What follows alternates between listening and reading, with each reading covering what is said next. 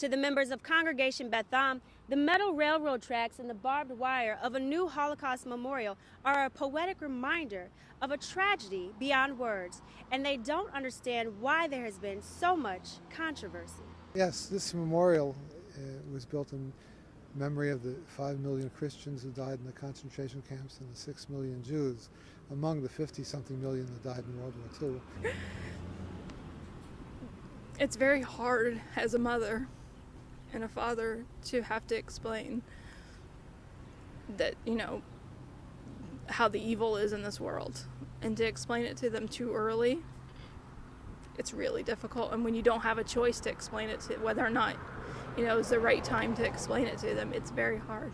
There isn't just controversy about the memorial, but also controversy on whether or not the neighbors were notified, and for one neighbor, having to keep her blinds closed at night. I don't open my curtains because even at night we have to look at the railroad tracks. We gave people options. We told people they can be a part of the process.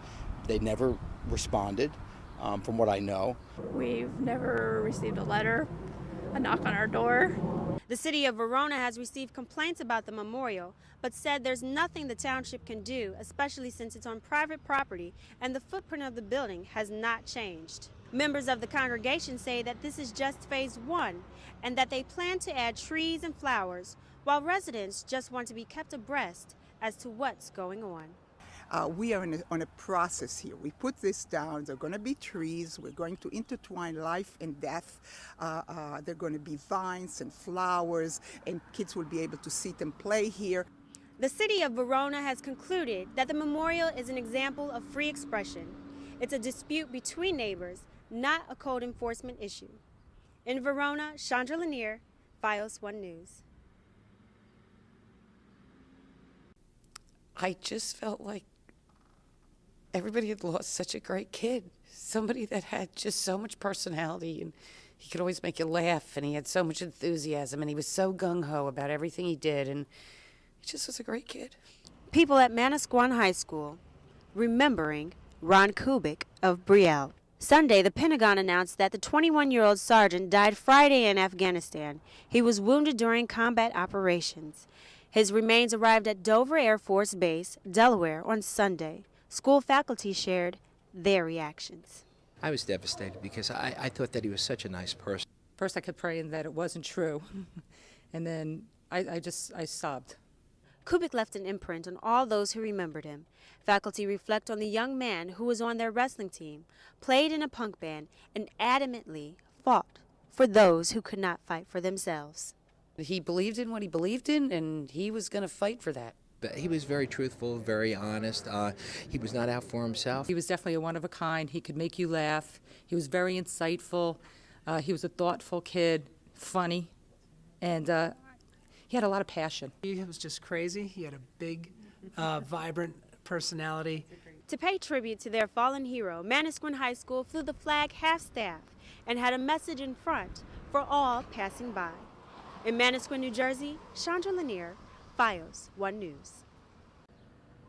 No one in this quiet neighborhood would have thought that someone would break into a home and beat a 14-year-old girl. But 1:30 a.m. Monday morning, someone broke into the Merritt home on West 16th Street and repeatedly punched a girl in the face. First time it's happened, I've lived here for over 35 years. Okay, so it's, you got good and bad in every neighborhood. There's a question about whether the door was locked. I locked the door, but we do have adult children who come in and go out. The family says nothing was stolen, but the attack left the girl covered in blood, although without serious injuries. She was taken to Trinitas Hospital where she was treated and released. The family is currently staying in a hotel because Clarissa Merritt's daughter, an 8th grader at Newark Link Community School, is traumatized. And at this point now, she's traumatized. She doesn't want to be home, doesn't want to go back to her room. Her room really, at this point, is a crime scene, and she doesn't want to be there. We're going to try to move because we want everybody to be comfortable. Clarissa Merritt's church, Tabernacle Assembly, is taking donations to help assist with the family's move. There have been several other robberies in the area. Police suspect a male with dreadlocks for both the robberies and the assault. At this time, the Tabernacle Assembly is reaching out to the community to assist the family in relocating. You're not comfortable at home. It's one thing when somebody robs your home and it takes away your level of comfort, but it hurts a lot. It really makes you feel like you can't sleep in your own home. When you hear things in the middle of the night, don't just easily dismiss them. Get up and check on your kids. Make sure when you go to bed your windows and doors are locked. Police advise Linden residents to lock their windows and doors, even during the warm weather. And they also recommend installing motion sensory security lights. In Linden, Chandra Lanier, Fios1 News. After a near-death experience left her in a coma, a survivor of traumatic brain injury is now graduating from college, and she's making it her mission to help others. A truly strong person is someone who will swallow their pride and admit that they may need a little bit of assistance. She walks fairly well now and looks healthy too. But 5 summers ago, while a sophomore at James Madison University, Noelle McNeil was participating in a riding exhibition when a horse she was riding refused to jump, lost its footing, and sent McNeil crashing to the ground, battering her head and body. Some felt beyond hope. When she finally awoke, she could not speak, and she faced the possibility of never walking again. The whole situation was just very traumatic for me. It was traumatic that I had this injury. It was traumatic that I couldn't walk like I used to. I couldn't be athletic like I used to, and I lost my friends. Noelle fought off severe depression and underwent 5 months of hospitalization at JFK Hospital Brain Trauma Unit and Rehab Facility. She continued with outpatient therapy for another year to regain physical and cognitive function. The friends that I had made in high school, I thought they were my friends, and in actuality they weren't. They associated with me because I had blonde hair and I was 5'9". But other than that, I meant nothing, and it was difficult to come to that realization.